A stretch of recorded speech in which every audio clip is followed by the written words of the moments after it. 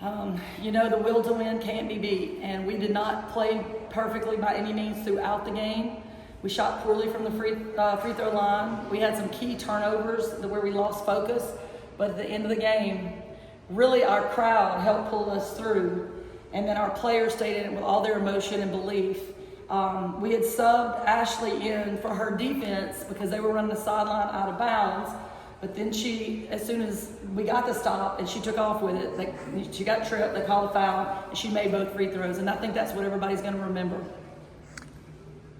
What does it say about the resilience of your team? It wasn't always the prettiest win or the prettiest performance, but you found a way, and, Yes. and that's what matters in postseason basketball. Right. So you have to say the will to win cannot be beat. And everybody wants to win. I think the team did a pretty good job this week of preparing to win. They were doing everything we asked them to do.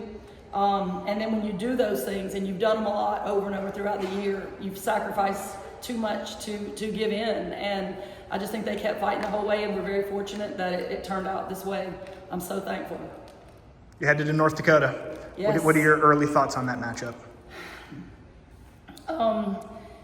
We're familiar with them from earlier in the year, but lots have changed on our team. Lots have changed with them, so we are just about to go back and get busy on the scout. A lot of our preparation is going to be in travel preparations right now.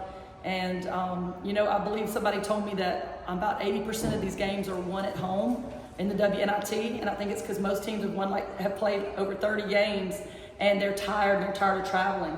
So as a coaching staff, our job is to get there, is manage their emotions, let them rest, let them come down, and then manage their emotions to get them back up to get that win, because I really believe, and I know that Troy's administration is fighting to get the next games and the championship game here in Trojan Arena, and we don't want to miss that opportunity. So we got to go take care of business on the road. Yeah, Coach, you've already played North Dakota State in Alaska earlier last year, and you won that game. What takeaways from that game are you going to really use in practice this week and going into the game? That was the second or maybe third or fourth game of the year. It's been a long time, but I know they're a very disciplined team.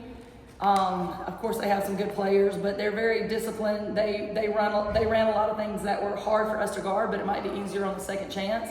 I think our depth played a big part in that game, if I remember correctly, and I think it'll be even more important now as the end of the season goes on, and we're pretty healthy right now. What did you say in the huddle going into overtime to the team? Do not foul. The very last huddle was before when they were about to shoot the free throw. We that there again, don't foul, because that's the only way we could have lost. But the one before that, we had to defend. We didn't want them to dribble it out for 23 seconds and then take a last shot. So we were going to try to do some things like trap the ball on the inbound. It really didn't work out that well, but it really just played out that the players made plays. It wasn't anything the coaches had them do, really. Anything else for Coach? Awesome.